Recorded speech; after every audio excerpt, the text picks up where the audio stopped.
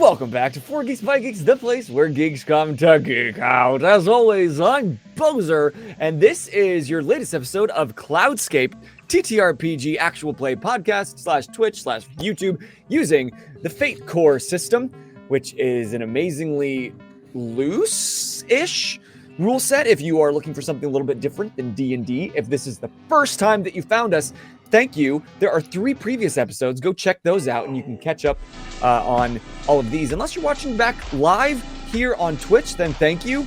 Everybody wave to the chat. Oh, chat.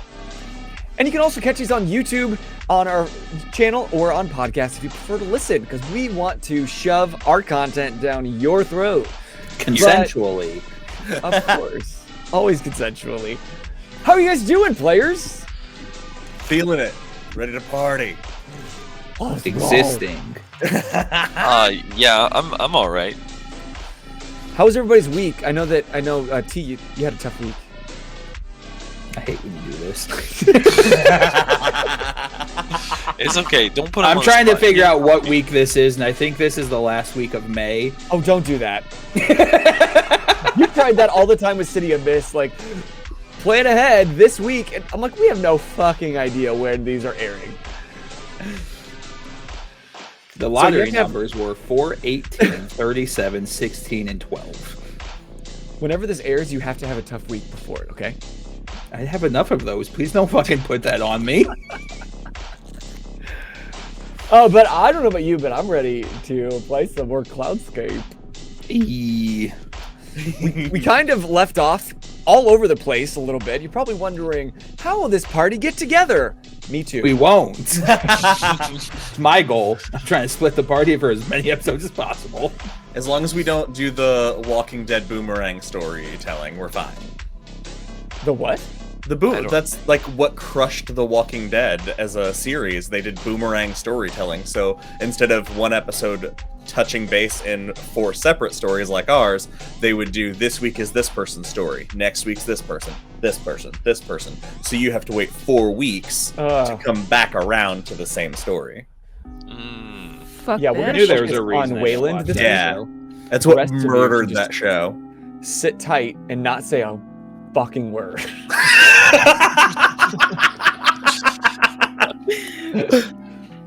But anyway, let's get started. This episode of Cloudscape.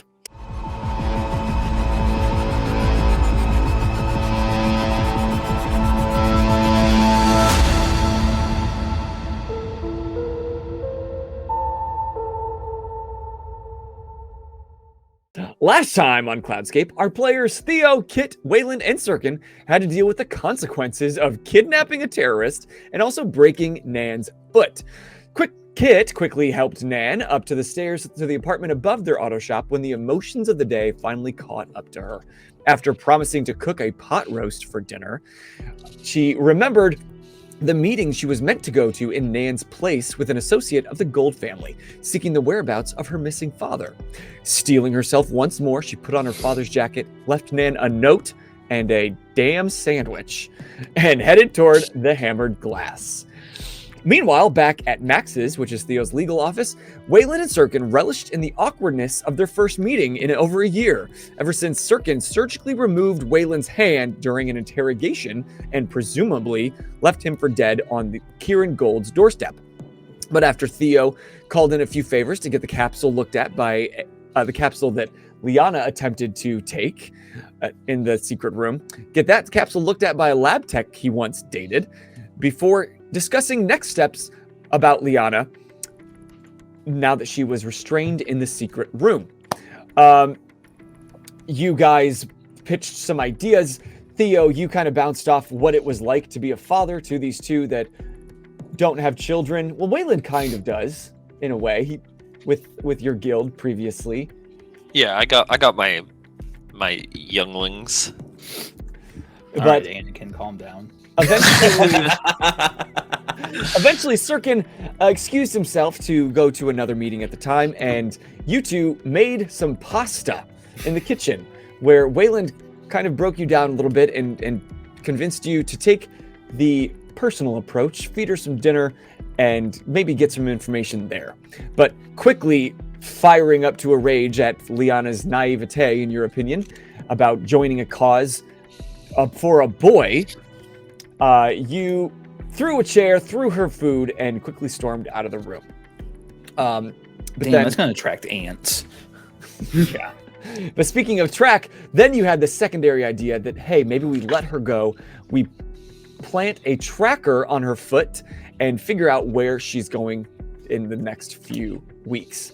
You successfully, stealthily put that on her boot and allowed her to leave in a storm with Wayland in tow, which followed her over to High Point University, the college that she's currently studying biochemical engineering.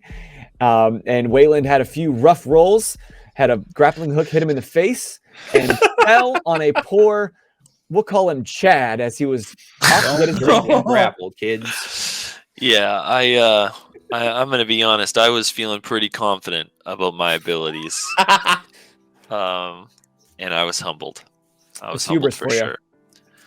Meanwhile, Kit made her way to the Hammered Glass, a kind of upscale smoky bar where she was waiting on the associate, and who else but Syrkon shows up, and it was a surprise to them both.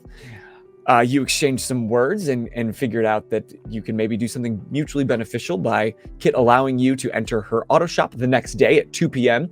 to figure out where her dad might have gone. And then that would keep Kieran Gold off her heels and not get her entire place torched down by the malicious head of the Gold family.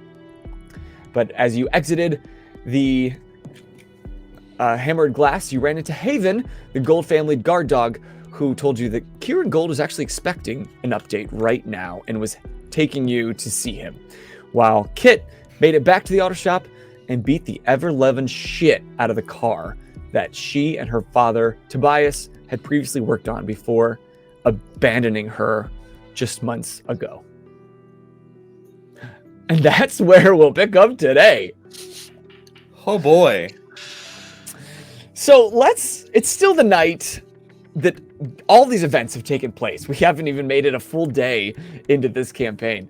And Syrkon, you are currently being led by Haven, who is, like I said, kind of a broad-shouldered man. He's got some straps, 2 large knives on his side, and he's walking a few steps ahead of you as you are following behind. And you would know that you're being led to the subway. There are fresh. There is a kind of a light rail system that goes above throughout the city, but there's also an underground train that goes place to place throughout the city. So you would go to the nearest subway station, go down the stairs, and you both have kind of these cards that allow you to enter the train station. You don't pay for it. Kieran Gold does, of course. Of course. Company card, obviously. Yeah. And even though it's a subway, it depends on the part of the city, but this part of the city, this subway station is relatively clean. It's reminiscent to a kind of subway that you might find in New York City nowadays, but a little more modernized. There's some... That's not clean. But it's a clean version. It's a clean version. Cleaner. In this part of town, here in the Prism Square district, it's a little clean, and there's some ads, digital video ads on the walls as you're waiting a few minutes. Do you do anything while you're waiting for a few minutes for the next train to come? No, I think we stand stoically next to each other because he is not going to engage, and Syrkon will not engage with him if he doesn't initiate it. Can I ask for a brief description again of the bald-headed man? Like, is he wearing a suit? Because you said he's got knives on, so I'm picturing he's wearing like a dress shirt, no blazer. Correct. That's how I took it as well. Yeah. Yeah. I just wanted. Is he wearing a tie or top couple buttons unbuttoned? Oh. Yeah, a bald head. He's beefy. Through the shirt, you can see that he's got muscles kind of squeezing their way out of the shirt, but and he's got some dress pants, some boots underneath the dress pants. They kind of bunch awkwardly at the cuff of the boot. You said he was in all white, right? Because I like the idea that the Gold family is color coordinated. Sure, his pants can be white. Yeah, his shirt was white. Oh, We okay. can't You hear know what? Britt. Oh, We Britt. can't hear you, Britt. I picture Billy Zane. Yeah, That's a Billy good me in a poll. scene with Billy Zane. Hold on, I gotta Yep. remember who that is.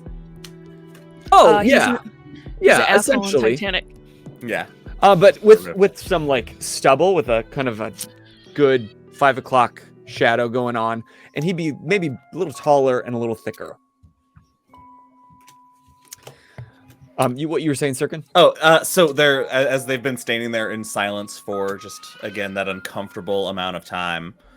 Syrkon breaks the tension, and I'm going to roll my charisma against him for this check.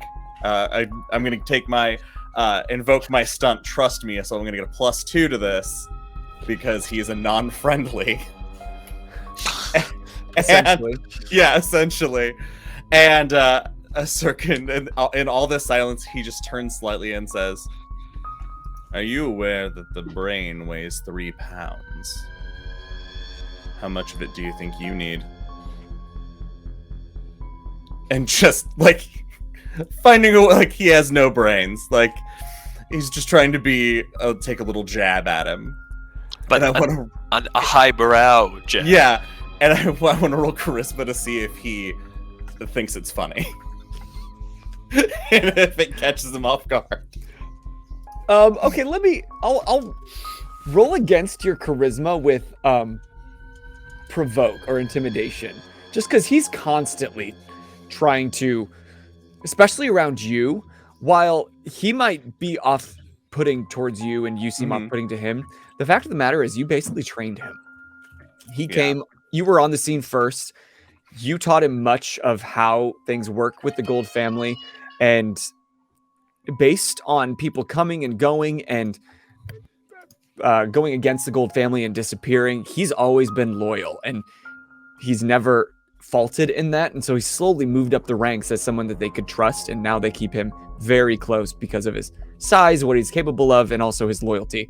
But he doesn't appreciate you being always above him and smarter than him, and in many ways trusted, even though maybe in recent times you've shown some reasons why you're not to be trusted in the same way that he is. Why are you still honored?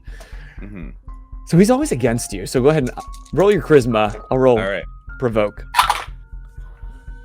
Oh boy. All right. So that is my +2 from that.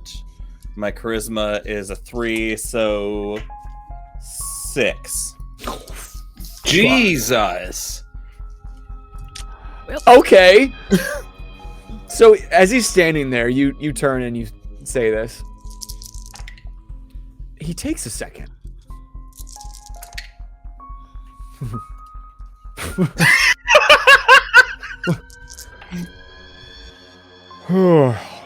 Syrkon. God damn you. Keep your head out of those stupid books. Just keep your nose where it belongs. Family business. It's certainly familial. I don't I'm hate going you to- sometimes. I'm gonna compel one of my aspects Oh, okay. of overconfidence, Yeah. and I'm gonna give him a little pat on the butt.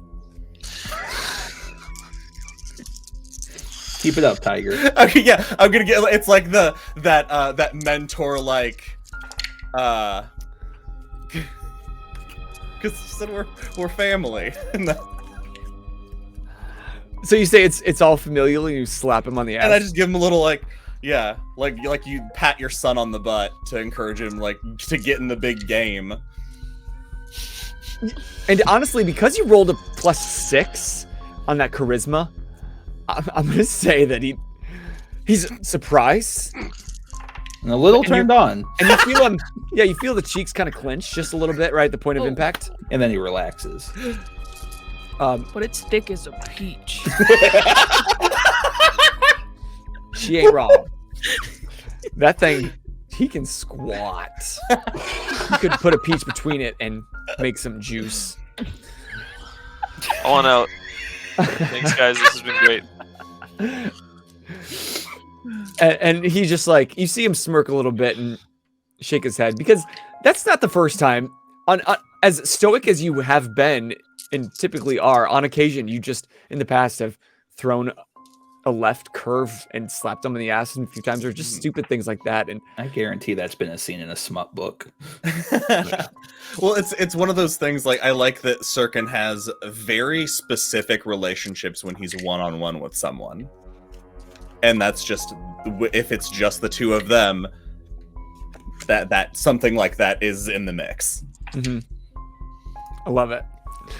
So after a minute or two further, you hear the screeching of train coming down the tunnel, and the light coming from the darkness, and it pulls up, and this thing is oddly fast. So it speeds, and almost like you would think that it braking at the point that it does, that people would go flying, but somehow the kind of centrifugal force of it all allows people to not be rocked that much within the train itself.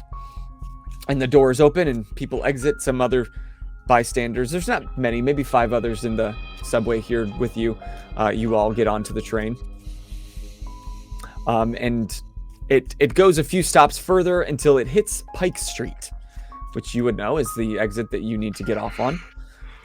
You get off on the train, and right there within the subway, this is a little dirtier than the last one, but there's a small deli right there within the subway.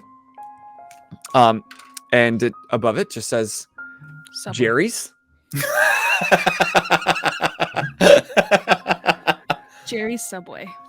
Mm-hmm. It's Jerry's not Deli. Jared's. Not Jared's, no. Yeah. Jerry's Deli. And so as Haven enters in, at first you see a rather unassuming man at the counter.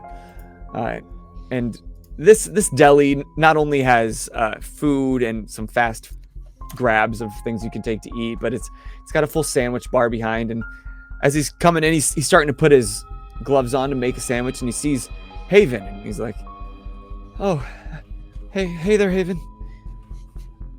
Hi, what's your name again?" It's Jerry. I told you that last time, but that's fine. You probably don't remember. That's right. I'll remember next time. Yeah, we're just going to see the boss. He's like, oh, all right. Head on in. And Jerry. Yeah. I hope Ellen's braces come off soon. And he just walks back. Thanks, sir. Hey, can I make you anything, or? I'd love something. All right. Your best. Pastrami on rye with a little bit of pepper jack provolone and my special sauce. You're too kind. Okay, I'll have it. Butter and J. Sorry. I'll have it waiting for you. All right. Give my love to Samantha. I will. He's so touched. And Haven just kind of turns back and huffs. And as you pass behind the deli counter, actually, you go into the kitchen. And there is a freezer for ingredients, and you go to the back of it, and within the freezer, there's another door. And you open the door, and it's a stone hallway with some lights on the side of it. And as you get closer down the stone hallway, you just hear as it's building. And you do a small curve, and it opens up to a wider area, and there's a double set of doors with 2 large men on either side, dressed in suits. And Haven just gives him the nod, and they give him the nod back. They both open the door, and you are immediately met with neon lights and LEDs shining and flashing everywhere. And you would know this as the secret entrance to the casino below the kind of dance club known as Experience. All right, so Nice. pause just real quick. Yeah. So there's a casino where Experience is in the basement of, but there's a secret entrance that connects to Jerry's, which is a sub shop in the subway system. Yes. Okay, I just wanted to make sure I got my notes correct here for Yes. what is being painted. So this is an underground kind of speakeasy style casino beneath the club known as Experience. So Experience is open to the public. It's the hot nightclub in Aurora. But you have to have exclusive access to get to the casino because gambling isn't super accepted here in Aurora. You got to do it kind of under wraps. And while maybe some government officials know what's happening, they'd rather it just stay in the shadows where it belongs. So as What's you the name of this this club? Because Experience is the club above. I guess you wouldn't, if you haven't heard of it, if you don't know it exists, you wouldn't even know what to call it. You only can get there through this way, or there is an entrance above from Experience, but that's not really for public. That's maybe for maybe private officials might have access through there. But To clarify, Experience is ran by the Gold family, though, right? Definitely the casino is run by the Gold family, but the Gold family definitely has their hands in the money pot of Experience, even though it's owned privately by somebody else as well. You'll find that the Gold family likes to get involved and invested in certain things while not strictly having their name on the books for financial records. So as you enter in, you see a variety of individuals. There's some higher, kind of nicely dressed individuals, some that you would recognize maybe as some of the politicians or some city officials, some light guards. But also you see some kind of skeevy looking individuals in the booth and just doing some dealings. Maybe they're at a card table.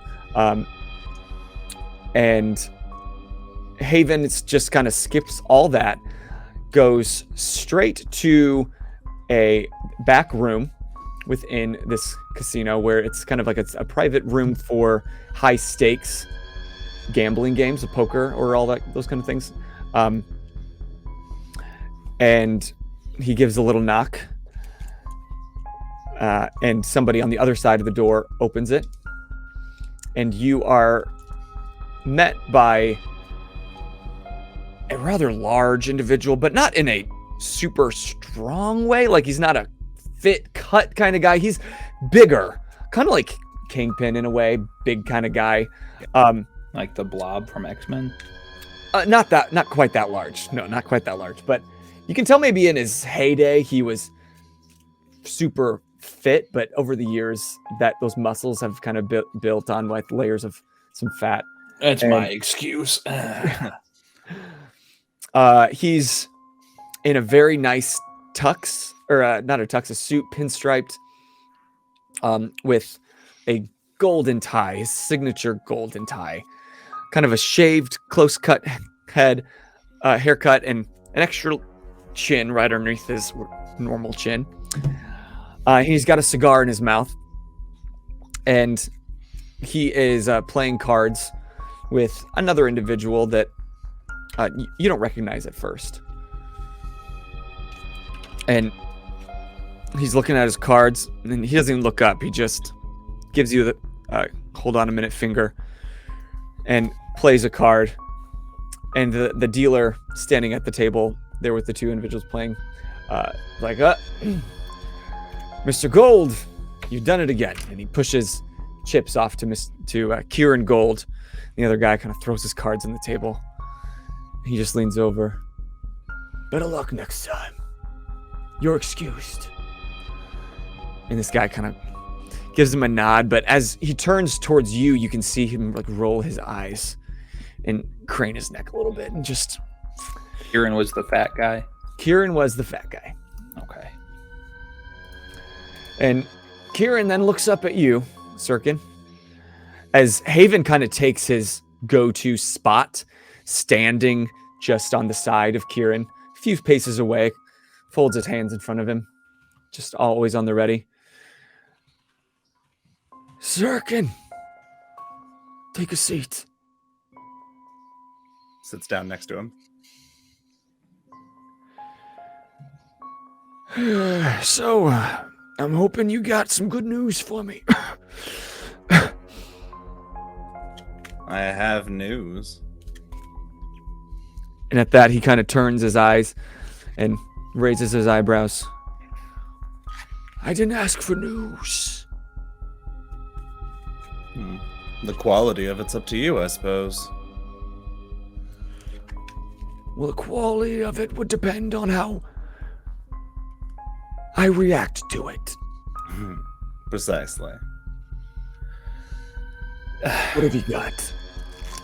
If I may, Mr. Gold, I don't know how you conduct business here, listening to this, when we both know the Sinatra's so much better.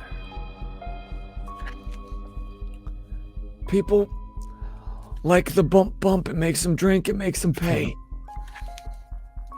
I tend to like my money. Which is where you come in. I've got a lot of money riding on some certain investments, one of which has escaped my grasp. Well, I have a lead. I'm going to have full access to the Pfeiffer garage and home tomorrow. I've been assured it will be undisturbed. Once I'm able to look around, I'm sure I'll have something further. And if I don't, there's always the daughter. Always the daughter. How did that old broad take it when she met with you? That lovely woman was not the guest I spoke with. What are you talking about? It seems that someone, he kind of glances over at Haven, may have botched the delivery, and the letter meant for the beautiful elderly woman was found in the hands of the child who met me. You can speak with everyone at the Hammered Glass to confirm.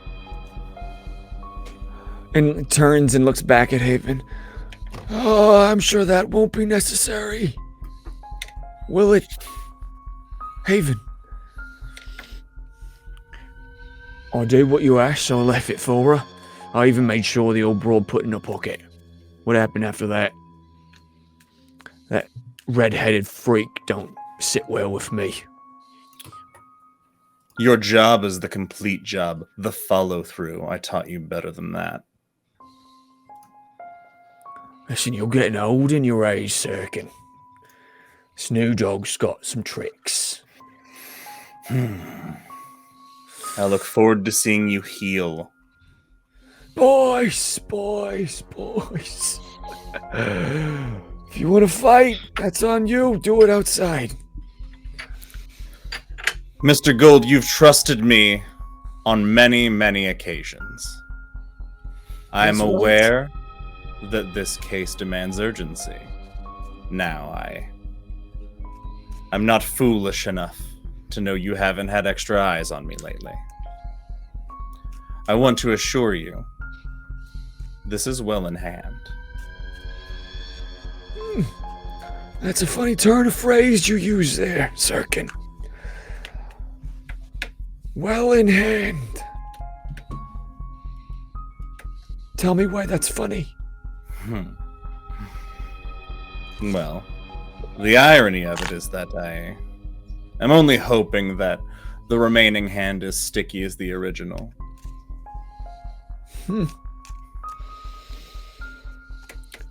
It's been a funny year for you, Syrkon.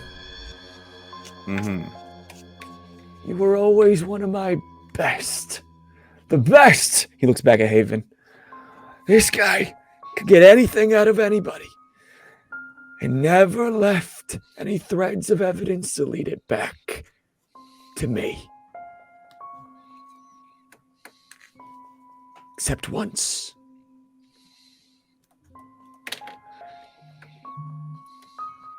Once is too many, Syrkon. You're right, I've had eyes on you. I've had eyes on another scraggly fella who, much to my surprise, thought he must have either been 6 feet under or thrown off from the tower. Because you don't leave evidence. You left an entire person alive, Syrkon. Am I laughing? No, sir. You're goddamn right I'm not laughing. That mistake is on you. And ever since, you've been getting soft, you've been getting loose, you've been getting sloppy.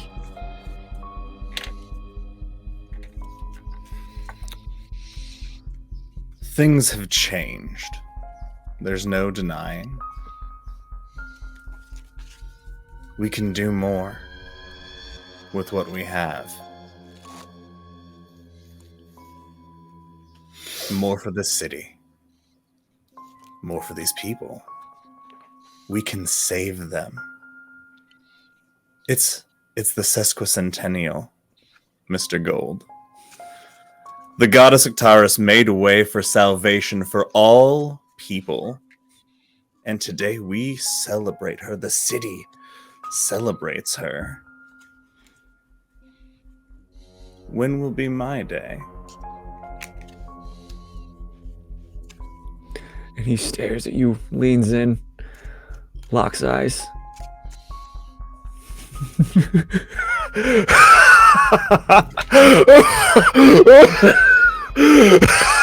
This guy, you get this, Haven. He's an idealist now. Octaris, you're bringing this shit to me like I buy into it. You don't get a day, Syrkon. It's my day, and it always will be. Yes, sir. For light and love. You better pray you get another day to say those words to me. Go do your fucking job. I can't wait for this guy to die. God damn. He's Sir, making it so easy for Theo to recruit. Before I go, sir, I understand the ease of access you have to information. I was wondering if you could send a courier with some information to my place. I would like the information. The information on how many individuals were injured by glass in today's explosion. You're a funny fella. Haven, get somebody on that. Yes, sir. He hates working for you. Just dip fire in his eyes at having to do a job for you. Anything else, Your Highness? As you please. And he just turns and takes a drink of something dark and a big draw from his cigar and waves you out of here. One more thing, actually. If you'd be so kind as to keep the news of our mutual acquaintance back on the scene quiet for now. Your fuck up is my fuck up because I trusted you not to fuck up. Allow me to see it through. Just me.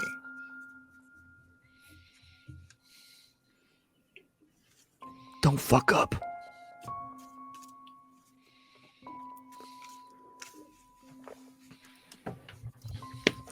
And the two individuals on the other side of the door open them, expectantly waiting for you to get the hell out. Yeah, moseying on out.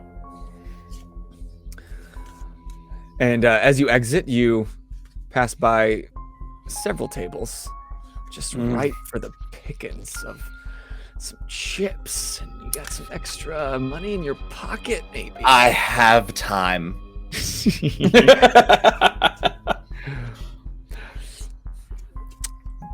Yeah, I'm hitting the tables. Yep. So, what's Syrkon's game? I think he's a poker guy. He likes being able to read the table. Okay. And so you sit down at a table, and there's a female card dealer, and she's got her sleeves rolled up. And there's two other individuals. One is dressed a little too nice to be in this spot. You don't recognize him. You're not quite sure how he's been here. But this other guy, you've seen him before, and you know that he's a bit of a tweaker when it comes to the X. Yeah. He's a little bit twitchy. And his hands are shaking a little bit as he's just like, all right. Next game. Let's go. This is my game. Oh, Syrkon.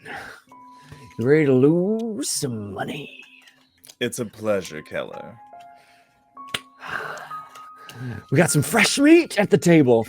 This guy's like loosening his tie next to him, kind of putting his hair back. Who's your new friend? Oh, I don't know. We just met. And that he puts his hand out. Hi, I'm Liam. Liam. Nice to meet you, Liam. Can I do an insight? Yeah, fake name alert. Fake Yeah. name alert. Sure. All right. That is a 4. Yeah, you can definitely tell this guy is absolutely faking it. Sticking out of his breast pocket is almost like a name badge, or it seemed like he had a name badge kind of out on his name, but he tucked it in. And just at the crest of it, you can see that there's a logo, and you would know that he works within the justice system. You're not quite sure where he is in the office, and you know that there's a whole justice system here in Aurora, with judges and some lawyers, obviously with Theo, with his past. But you know that you recognize the logo as being one of those legal practices. Liam, your first night, is it? No, I've been here before. Yeah. Clearly. What's your drink? Oh, just vodka soda. I'm fine. And he lifts. I'm good. Thank you. Appreciate that. Shall we play? Yep. Yes, let's play. And the dealer kind of deals out the cards. It's 5-card stud. I don't know how to play 5-card stud. We caught you the last time we hung out. I know, but I don't remember. You deal 5 cards, everybody bets.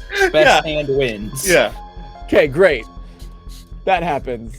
That does happen. You could have said any poker game, and you said one that you don't know. Well, in my defense, I don't know any of them. Or how they're like intricate and played. I would need someone to remind me of the rules. All right, here we go. This world, it's a fantasy world. It's high stakes, old maid. Perfect. That's what it is. That's the game. All right, now somebody teach Bozo how to play Old Man. So she deals out 5 cards. You see Liam. He starts to sweat a little bit, and his poker face sucks. But what did you say, Keller? Keller, yeah. Keller, I love it. Keller, you see kind of a toothy grin come across his face, and he takes a fat stack of chips, puts them out. Man, what should I roll for how good my hand is? Go ahead and put, or We'll just blind roll, let fate Resources. Resources. Yeah, I was like, shit. here's where resources comes into play. I don't have resources anywhere. It's a net 0. Okay. And Liam at this point, he folded. He put his cards down. Okay. All right, let's see what you got. I'm gonna go insight to see how confident he, like, if that's a bluff, if that's something he does. He bets real big if he's bluffing. And that is 5. He rolled a -3 on deception. So you know fully well this is what he does. This is his MO. Even when he has shit for cards, he's going all in, and that's how. Got it. Yeah. I call. Very calmly. Just there's no hesitation. As soon as it's my turn, immediately in. And he like hesitates, and you see his smile kind of waver. And he flips his cards. I need a drink, and you can tell your hand beat his. And dealer slides you over the chips. I slide the stack, my stack, to where Keller was. I imagined they were directly across from each other on like the ends. So I position myself so I'm looking straight at Liam. And I say we like go a few rounds, and I just learn how he plays, winning and losing. I start reading his ticks as we start playing. And as you're playing, you find that he's pretty easy to read, especially the more vodka sodas that the cocktail waitress keeps bringing him. And he starts to get a little sloppy. And his name badge kind of falls out. And you would recognize it as Judge Efren Tolson. Efren, your mom. I need you to spell that for me. EFRAIN. What did I say the last name? Your mom. Tolson or something? Tolson. TALSON. These nuts. Got him. So Syrkon does not draw attention to it. But the next hand that he wins, well played, Your Honor. And he looks down. And he quickly throws some credits on the table as a tip to the dealer, and enough to carry his tab. It's fun. And he quickly gets up and leaves. Well met.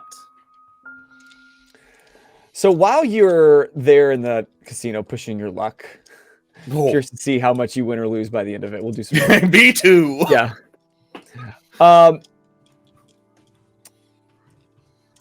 Is there anything else that the three of you want to accomplish before the day is done? I said that I was just going to kind of inconspicuously make my way back to Max's and just debrief Theo that his daughter-in-law is at the university. His goddaughter. Goddaughter, sorry. Yeah. Daughter-in-law, my bad. Daughter by law. Daughter by law. There you go. But we don't need to RP that if you want to skip to the day. It's just like. How would you receive that information, Theo, that she went back to High Point University? I think the only thing that Theo would think is that she is showing her naivety by going straight back to the place where everybody is going to assume a college-based terrorist hides out. Like, they're clearly not that well organized if they are meeting at the college, so Theo's probably just going to leave it at that. Okay. Kit, anything else you want to do tonight instead of trashing a car? Nope. Not All right. really. Falls asleep on the hood. So the next day, the day you all take your rest, and the next day the sun rises. Oh, did Theo hear back from the one guy? Oh, the guy that fingerprint. was doing the fingerprints. Tomas. Basically, you just said need a favor, right? Yeah. Eventually, hours later, like just before you hit the hay, you get a text back. Sorry, things been crazy. Yeah, stop by and we'll talk. Theo just responds with expect courier at 8 a.m. immediate turnaround. Yeah, you don't get a response from that. Oh, that's fine. So at the start of the morning, a courier stops by and picks up the wallet and the clip. And is it just in, are they left in Ziploc baggies, or do you put them in anything else? They're in Ziploc baggies, but then he puts them in a manila folder so the courier doesn't need to know what he's transporting. Got it. Theo very much so has a don't ask, don't tell policy, and don't look at my shit. Okay, so then they take off towards the Citadel, which is the kind of the precinct of the Light Guard.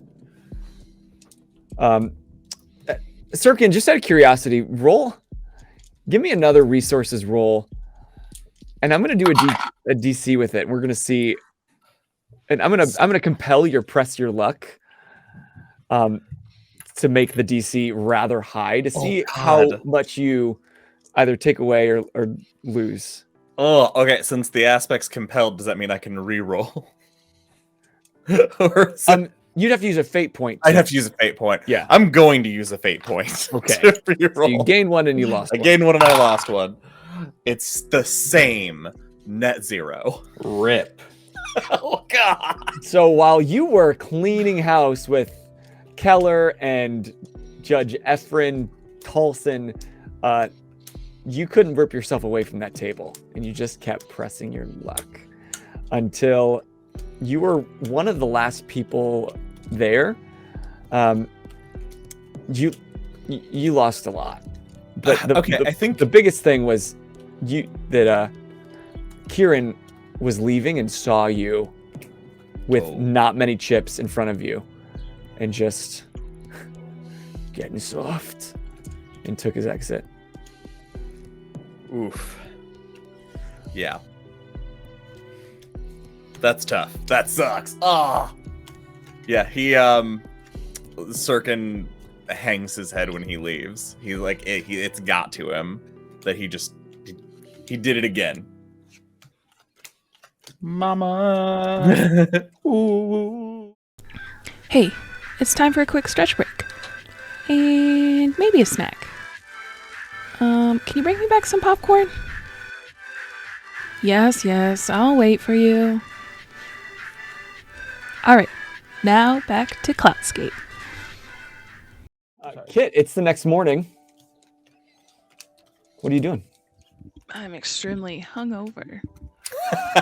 Oh, that's right. I forgot Yeah. you drank your feelings last Those night. 2 bottles. Which we don't encourage here at 4 Geeks by Geeks. You talk to a therapist. Don't drink your feelings. Speak your feelings. Don't speak for me. You heard her. Let's Get Rolling endorses drinking your feelings. And she's gonna wake up like probably passed out in the office chair in the garage. Okay. Like extremely stiff, dry mouth, like purple lipped, like, you know, her hair is now like matted to her face. And when you wake up, you see sitting on an old crate, a wooden crate that's tipped upside down, a cup of coffee that's now cold, and a couple of pancakes. I have Been there. I'm gonna pick a pancake up and like with my hands and eat it while simultaneously like drinking coffee and like looking around at like the mess that I have made for the morning. And pretty much contemplate what has happened in the last 24 hours. And it's going to take a lot of courage for Kit to pick herself up to go upstairs to face Nan. Because she feels like in the last 24 hours, she has really disappointed Nan. Without Nan having to say anything, she just feels like she's disappointed Nan. You are unlocking so many memories for T as a person right now. Why do you think I have therapy on Mondays after this? So she's gonna slowly climb the stairs and like open the door and like look to see where Nan is in the house. And Nan would be at the kitchen, the sink. She's pulled a chair over by the sink so she can put her knee up on, so she's not having to stand on the foot that hurts. And it's wrapped up the best that she could do with some bandage just to keep the swelling down a little bit, with an ice pack wrapped around it. And she's doing the dishes, and it's probably close to 10 at this point. And she just turns and, "Good morning, kitten."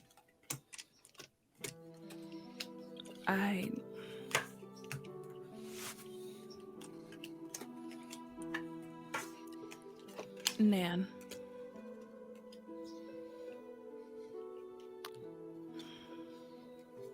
I think Kit would just sit in her feelings for a minute and try not to cry.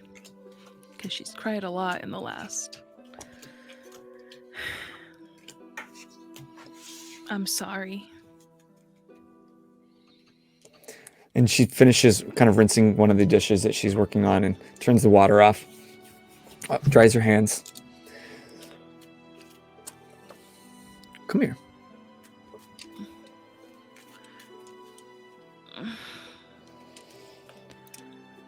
Why do you give me so much grace?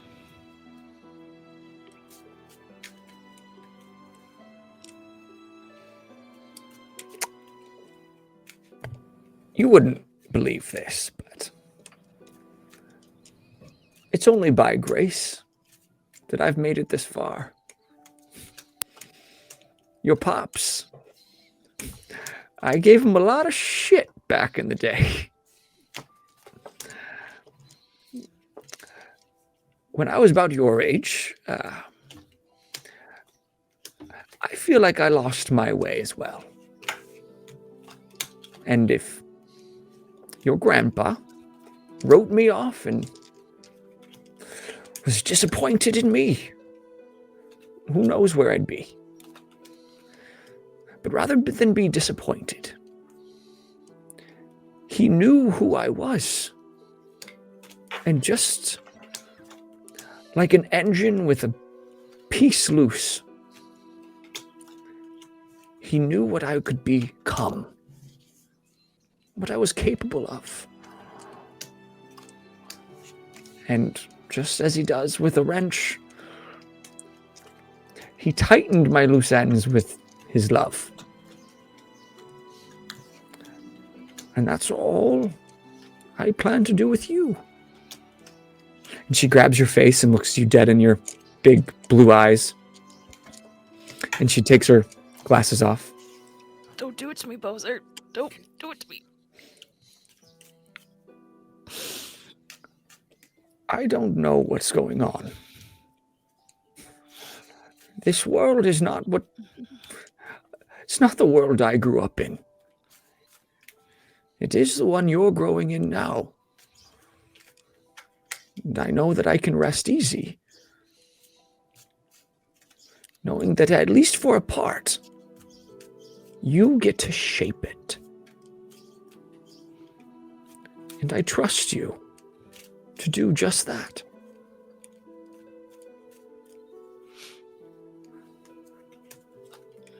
Where did you go last night?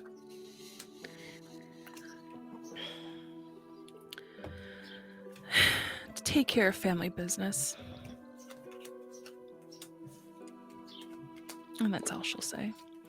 Nan, I really want to make it up to you. How about I take you to your favorite spot today for lunch? Afterwards, we can stop by and grab some apples so you can maybe make some pie for later. And we can watch your favorite show. I think I just want to spend the day with you. How does that sound? I'll carry you. As exhilarating as that experience was yesterday, I think I'll hoof it on my own.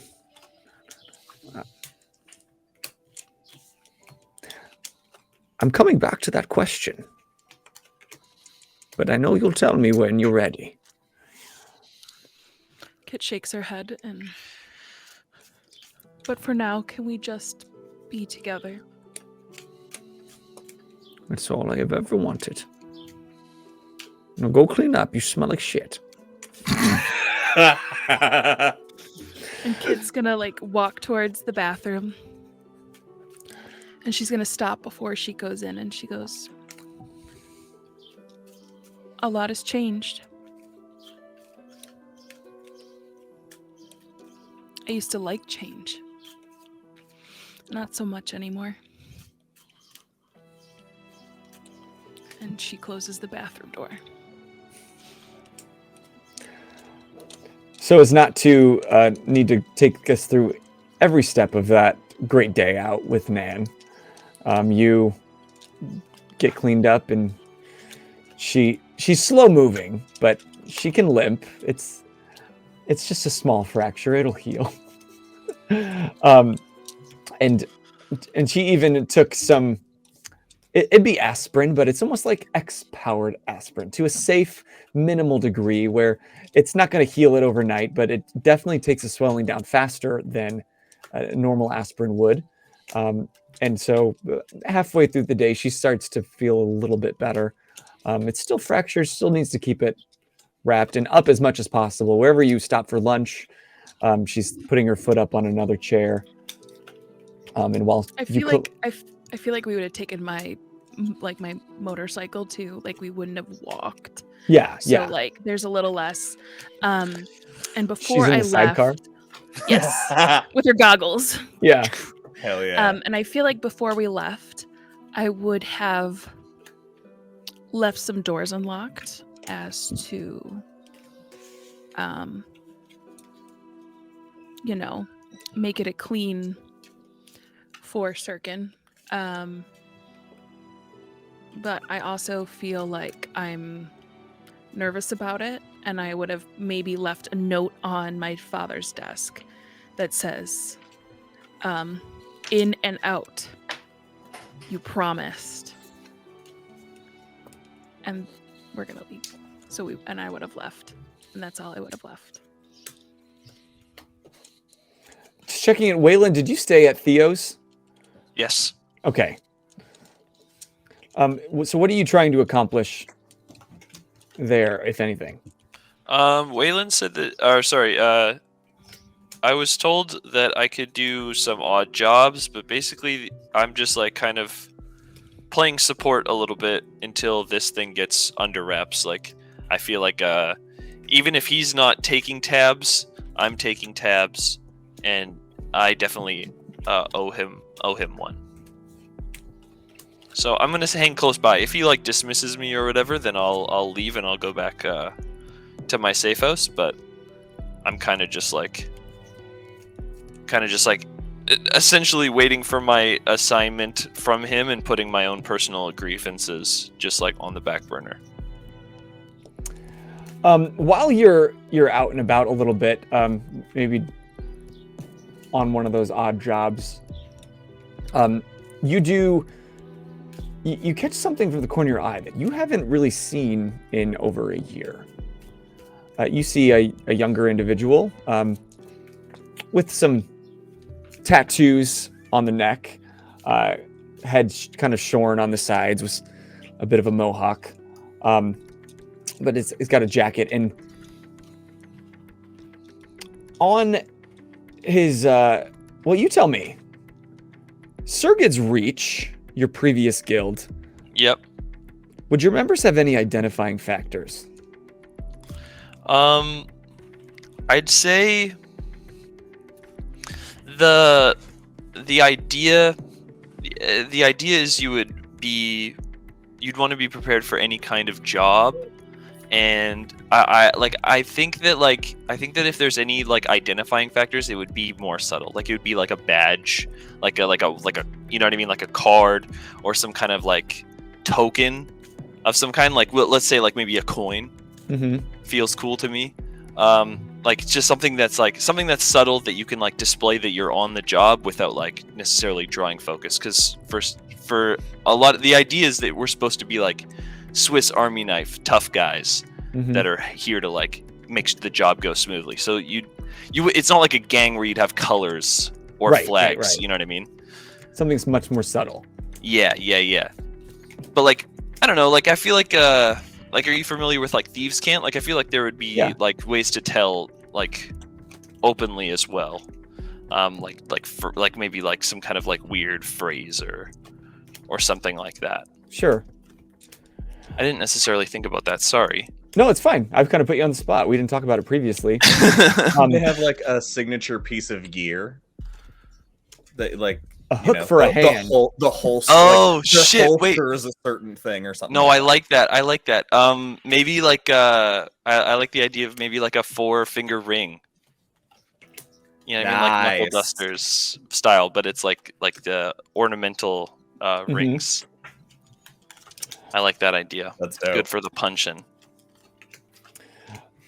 Well, let's say you were trying to retrieve some information from one of Theo's odd jobs, giving you some semblance of purpose now that you're back into the real world. But then on the side, just off the street in an alley, you catch a glimpse of that individual I was describing with the 4-knuckle brass rings. And he's with another individual and he flings him a coin. It's a big golden coin, and the guy catches it. And when he catches it, you notice also on his hand, he's got a signature ring that, being part of the underbelly of Aurora, you would recognize. It's big, and while you can't get that close to see the shape of it, with an ornate G. Okay, copy that. Can I? Yeah, that would definitely pique my interest. Can I? This is broad daylight, right? Yeah, it's middle of the day. It's probably mid-afternoon on this day. Can I roll for eavesdropping? What would I roll for that? Yeah, you roll stealth. Okay. Or yeah, describe how you want to eavesdrop. They're just off the street in the alley. Yeah, I think a gargoyle. Well, no, because like I'd be on the street, so I wouldn't just like zzz in the middle of the day. Yeah, I'll just maybe, and since it's the middle of the day, I wouldn't have my hook. I'd have my wooden hand on. So maybe I'll just like grab like a newspaper or something like that, and just like kind of lean against the wall. So it's like my back shoulder is to them. So like wait. Like this. Yeah. How close are you trying to get? Yeah, as close as I can. Like they're in an alley, yeah? Yeah, just not too far into it. They're just kind of off the street. Yeah, so I'll lean on the sidewalk, like at the corner of a building. Okay. And there's a midday traffic. There's cars going by. There's some people passing by, but it's not too crowded. Let's go ahead and roll perception from that distance. Okay. That is a completely straight roll, so it's a +1. Okay, so with a +1, you're not able to make out everything because you didn't want to get so close, especially knowing that you want to stay dead. You want to be a ghost. Yeah. Oh shit! Can I get a +2 invoke? Giving Absolutely, up the ghost. There it is. Okay, it's a 3. Did you want to use an aspect? Thanks. Thanks for saying the word ghost. I'm You're an welcome. idiot. You're welcome. It's still early in this whole campaign. We're learning how these things work. So yeah, then with being good at staying a ghost, you've been a ghost for a year. You've got a lot of practice in remaining hidden. So you get just close enough, and with the newspaper, you're eavesdropping, and you can make out most of the conversation where you take it as the mohawked individual saying, "Hey, you keep this," and you hear like a tring of the coin being flipped in the air and the clutch in the other guy's hand. That means we got your back. We're under new management. I don't know if you've heard, but we come to play. We come to fuck shit up. So you take that to whoever you need, and we'll be in touch. And you can hear another voice. As far as I'm concerned, we own you. After the shit you guys tried to pull a year ago. Now I know the penance been paid, but we paid it. Or you paid it, and now we own you. And you hear the guy, hey, we're all in the same team here. All ships rise, am I right? Yeah. All ships rise. And you hear him kind of, his feet shamble off. And as you're facing the newspaper, you see the guy kind of cross your periphery and head the gold opposite guy direction. or the punk kid? The punk kid's crossing your path, walking away from you. Do I recognize them? Or are they fresh? Roll connections. Shit. Fuck. You've been out of touch for a year.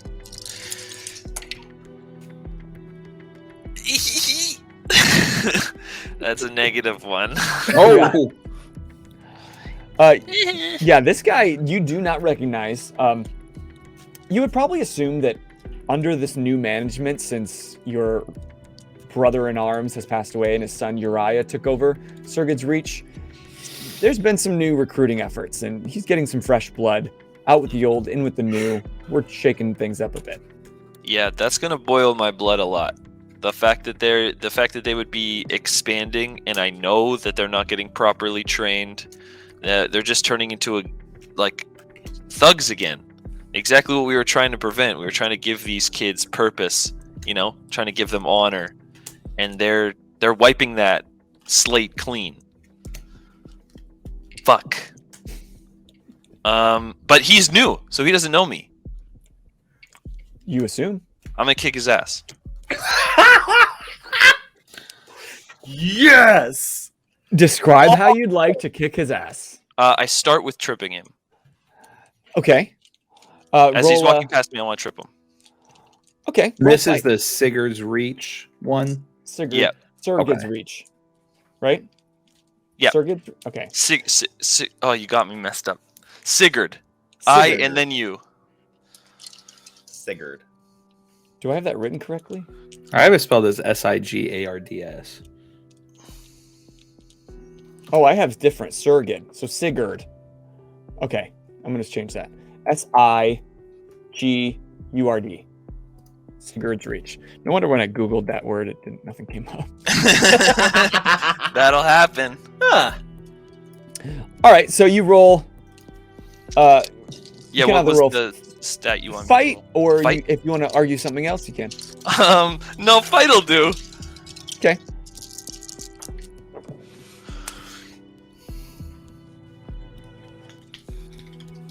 Wow, that's fucking shit. What do I have here? You can spend a fate point to reroll. Yeah. Just in general, or do I have to? No one said it was easy. You gotta Do I have use to it. call it that? Sure. Yeah, I'll take that. No one said it was easy. Kicking ass and taking back this Fucking shit. guild I rolled one. 3 1s, dude. Oh no! I have a +4. I rolled 3 1s. Okay, there we go, baby. That's a 6. Plus Wow. 6? +6, baby. Let's go. Oh, and you're tripping him? I'm tripping him. Shit. Okay, well, just as he was about to cross your path, he decided he's going to pick up the pace. And and he's basically he would run past you if you didn't stick out your foot. And this kid bites it. Not only does he like go catch your foot, go flying, he slams his head into a nearby light pole.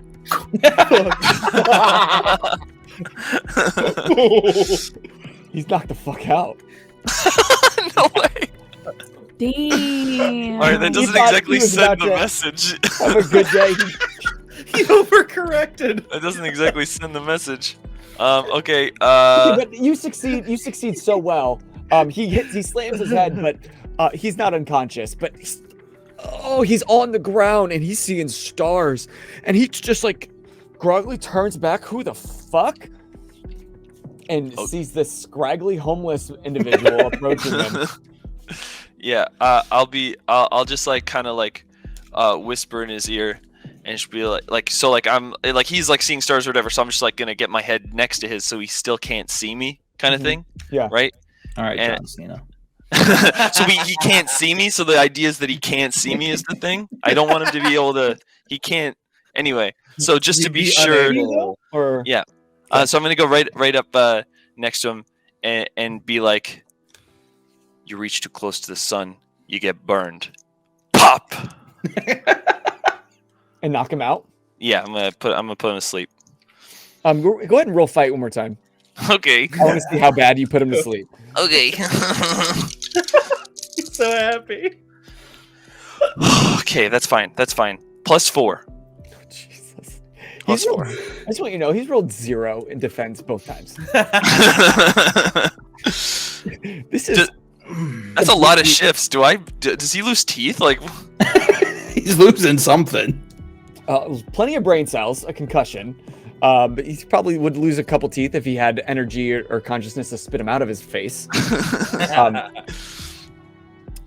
So yeah, he is knocked out. But I am curious, since you decided to assault a rando in broad daylight on the street. Yeah. Let me see. I'm gonna go ahead and roll something. Sure. I think Theo was going to have to lawyer so early.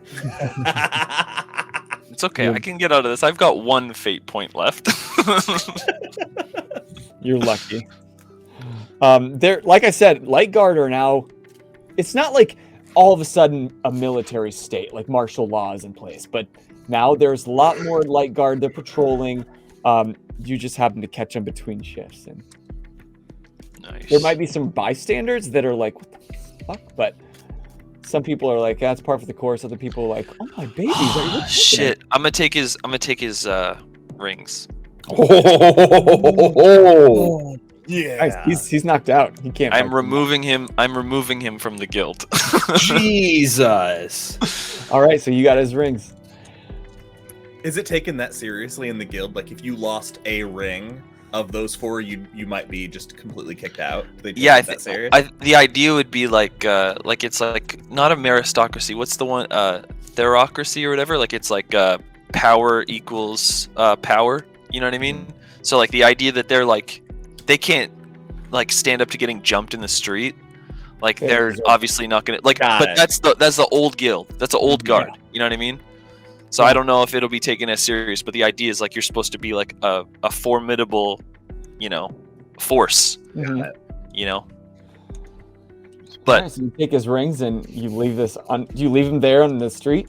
yeah, in the puddle or whatever. Okay, well that's where he stays until several hours later when either he wakes the fuck up or one of his buddies like. To clarify, if you're knocked out for longer than 10 seconds, you have severe brain damage.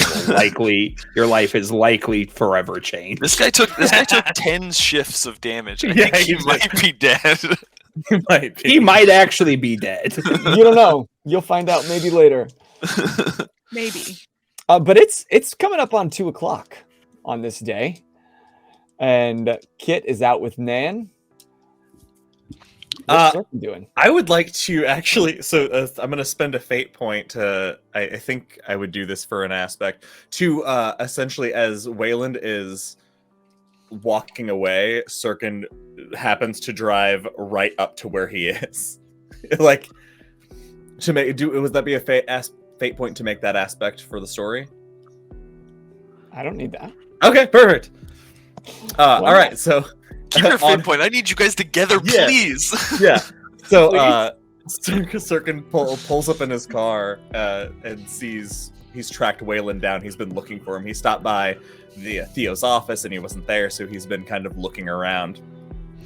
And he rolls down the window and he says, "I need your help. Get in."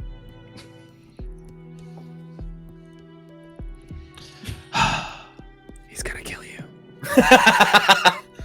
I just like take a deep breath and be like, all right, that's fine. Get it? Once you're in the car, that was far easier than I expected. Yeah, I sit in the car. I sit in the car and I'm just like this. And on the drive from where we are to the garage, Syrkon is catching up. He's just flat out telling him about the conversation between him and Kit. He like giving him everything, every piece of what has happened. And like I imagine it is so much overload for Wayland. Yeah. He's just sitting there. He's sitting there. He's like, "What am I? Your fucking sidekick now? What's going on? What am I helping you with?" Park Hey, boy outside. wonder. We pull up to the garage and go inside. And Syrkon says, "It's very simple. I'm looking for information on where Tobias Pfeiffer has gone. You are a thief. So, I think you can find what's hidden here. I've promised this area would be undisturbed, so I need a professional. You being alive tells me that this is fate." I think that this fate token tells me that it's fate. All right. Okay, sounds good. During the car ride, because I did not know that this was the deal, I take off my combat grappling hook hand and I put the little grabby pinchy one on. That should be a walk in the park. Perfect. And in exchange, you can use all of the information I've just given you to do as you please. Live. Did you tell him about the conversation you had with Kieran Gold? Yes, that I specifically said. Wow. And I left it at, I said I would handle it. And I did not elaborate. Handle. Fucking, I'm like in the middle of switching hands and I just like shake it at you. Fucking. All right, so now that you're in the shop, what are you guys looking for? Is there anything specific? So the direction when we get in there, I first thing I notice is that this. I assume, did you not cover the car back up? Is it still just bashed? Okay. No. So there's a giant wrench on the floor and just glass everywhere. Syrkon walks over. He doesn't see the glass before he steps on some of it, and then he looks down, and he says, "Well, that's convenient." And he turns to Wayland and says, "Start searching any place in the car. There may be something hidden. After that, we'll search any place that looks undisturbed. I'll let you to it." And then Syrkon goes and gets a broom and starts sweeping up the broken glass. Syrkon starts cleaning the damage that Kit and takes all the glass and puts it in a bag. Yeah, Wayland is happy to do whatever right at this moment for Theo, but Syrkon telling me what to do is like, "You lucky I had nothing fucking better to do. Fucking chores, fucking walking around, fucking yeah, just been a criminal, fucking stealing and beating people up for like fucking 30 years. Well, whatever. I was fucking looking in this car for a hidden compartment. So I'm gonna be looking like for like a hidden compartment, like in the glove box or like an ashtray or something like that. I'm gonna try to find like receipts or any kind of place that might function as go ahead and roll and investigate. Investigation. Can I invoke my trouble? Once a criminal, always a criminal? That you would know where to look because you've often been thief. Yeah. Does that Absolutely. work? Okay, Yeah. that's my last fate great. point. I better start compelling some of those. Give you back some. Please! Hey, could you compel once a criminal so I can add a +2 for free and you give me one? Okay, anyway. If I compel, you don't get a +2 or reroll. It's just a complication. Do I get to decide if I get a +2 or a reroll before I roll, or do I have it to can be decide before or it can be after. Oh, good, because I rolled 3 negatives. Okay, that's much better. And it's investigate? Yep. Okay, so it is 3. Perfect. Okay, so then as you're looking through the car, obviously it's shattered glass everywhere. There's some holes in some of the interior, in the hood, or in the ceiling and the seats that she just went ham with a wrench. And as you're checking the glove compartment, they were building this car. They hadn't really taken it out and about. But one thing that you do find is a small note, piece of paper, and the only thing on it is that I with an X through it that you would recognize as the same symbol that we would've Liana known.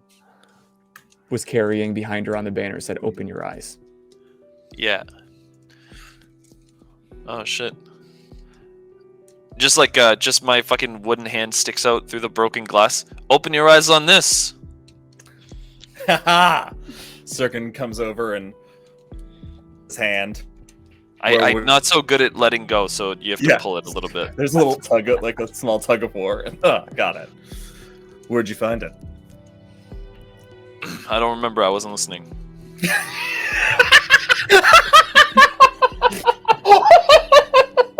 I thought I was listening until you just asked that. But I guess I wasn't. I really thought I was listening. That's the most honest.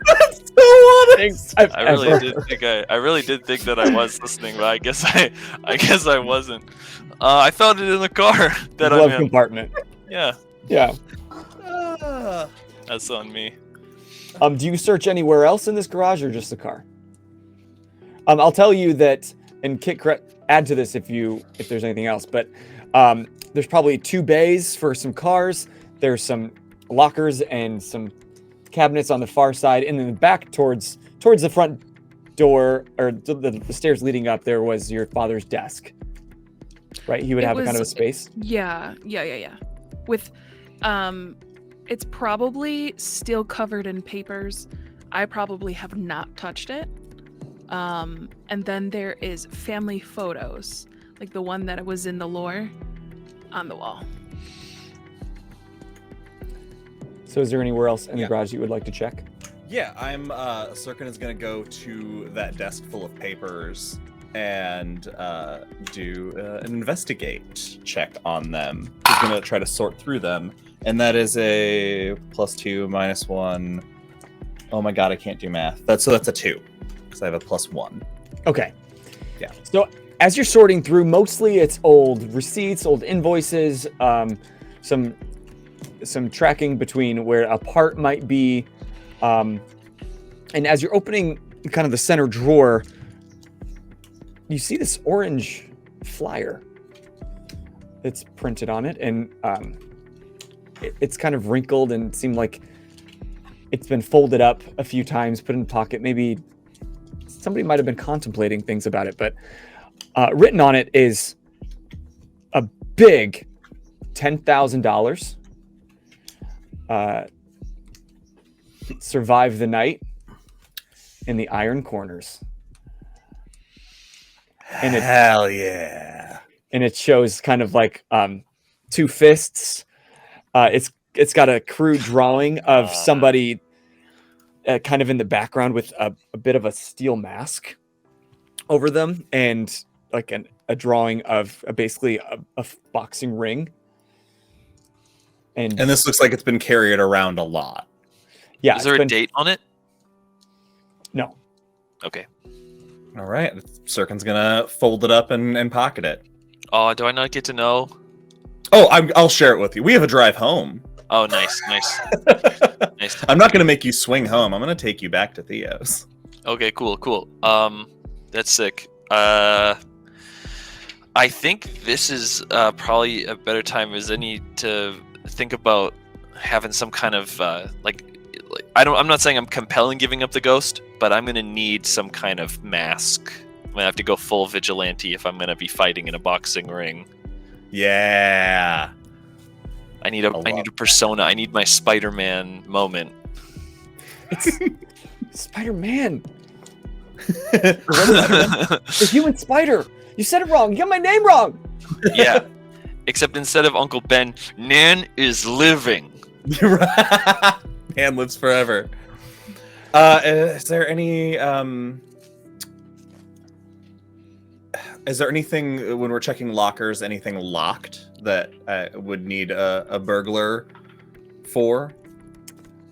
Most of those lockers and cabinets are unlocked. You find a lot of tools, a lot of old parts. He wasn't the most organized individual, but you do find one locker that had his name on it. Mm-hmm. It's not locked, but if you open it, you see an old jumpsuit, like a coveralls.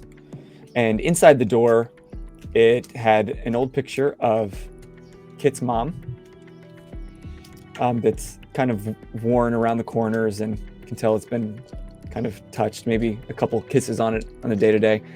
And then a picture of Kit, an old picture when she's real young. She's sitting on her, it's like zoomed in photo, sitting on her mom's lap. Her hair is big, fire bushy. She's maybe 7 or 8. But written on it just says, "I'm sorry."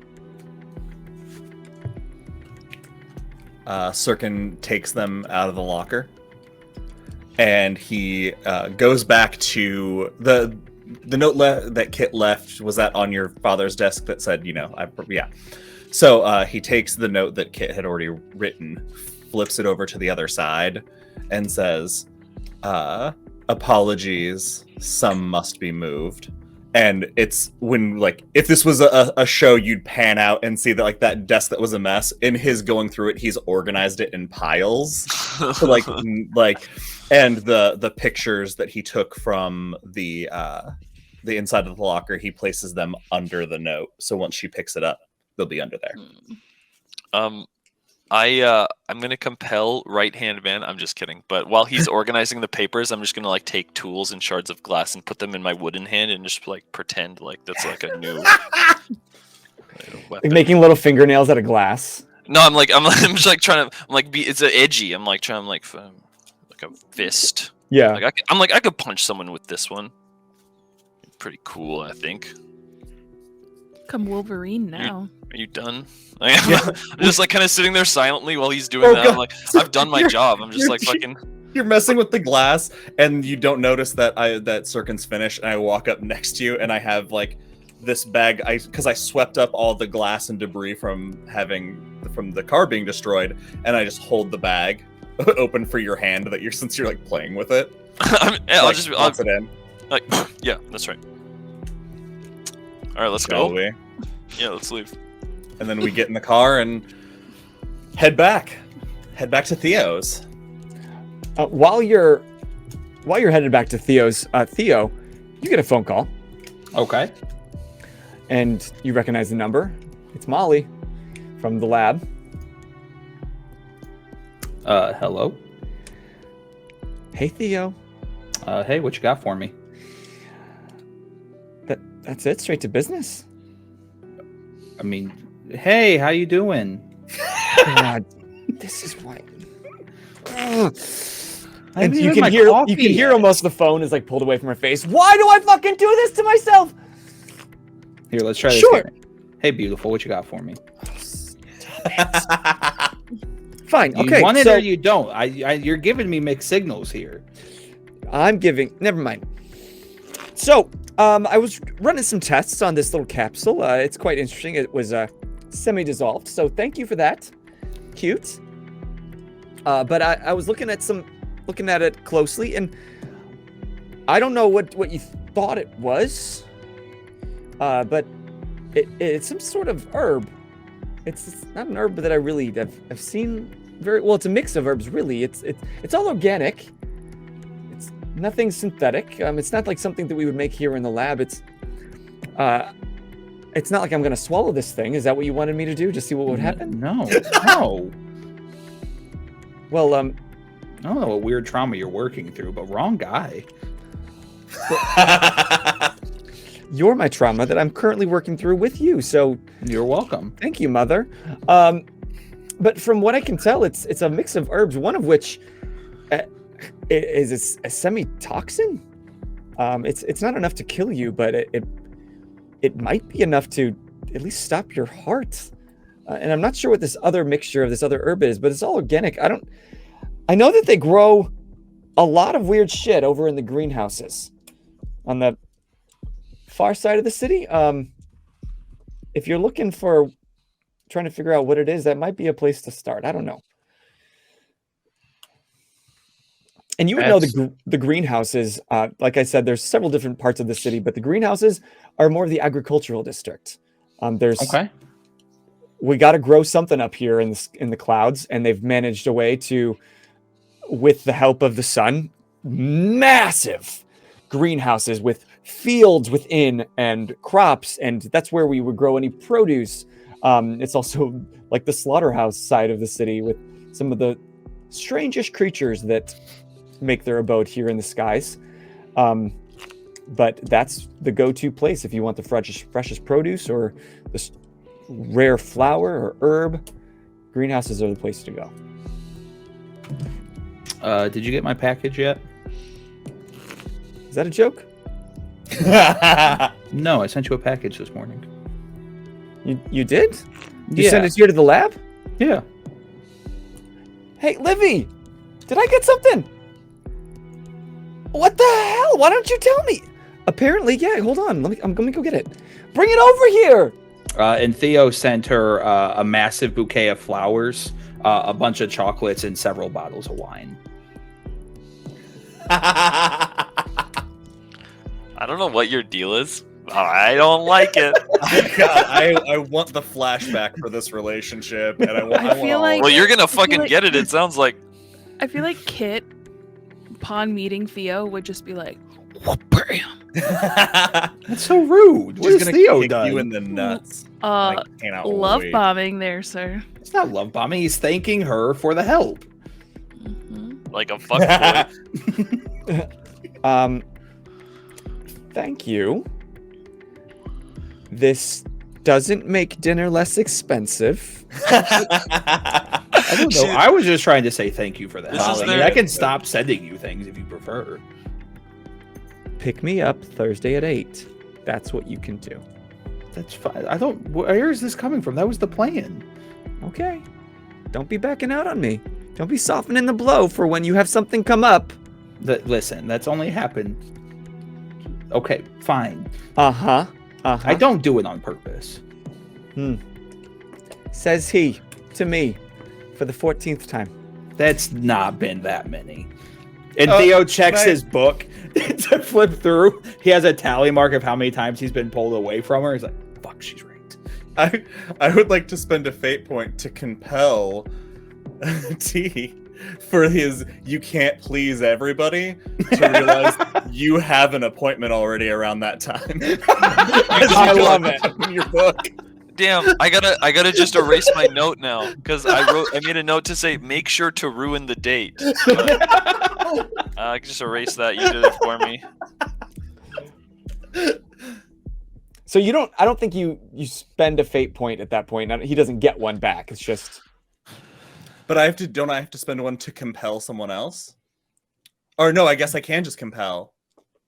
Man. Yeah, but he doesn't Fate get points are one back. confusing. Yeah, no. Yeah. Yeah, so Theo opened his notebook. Was that like a firm 8 o'clock? Oh my god! Can we push it just She an hangs hour? up. Oh, God. And that's where we're gonna call it a day. Damn, I didn't do shit this episode. I know, I'm sorry. I tried to give you something to go off of at the end of it. But Yeah, a fight. if we would find a way to get fucking together, then we can all be involved. But with that, Syrkon and Wayland are on the case with something maybe leading from the Iron Corners to Pfeiffer's Auto Shop. Nan and Kit are having a lovely day out in the town, having lunch, and Theo's got maybe a lead, leading something. Theo's just not being appreciated for all he does. Sounds like a toxic man if I ever heard one. I'll tell you what. I'll tell now. you one thing. Theo is not a male manipulator. That is not what he is. I need to be Not very. that. That's not fair. Theo is a busy man, and that's why he has Tabitha to help balance his schedule because he is God. not good at it. Which may or may not be a real aspect of tea. Which, And- as you keep saying, is her place, is what you kept saying. Like, Listen here, Jerry. And we'll see what sort of ties are pulled next week on Cloudscape. But until next time, I am Bozer. I'm Josh. You're muted. You're muted. I'm Austin.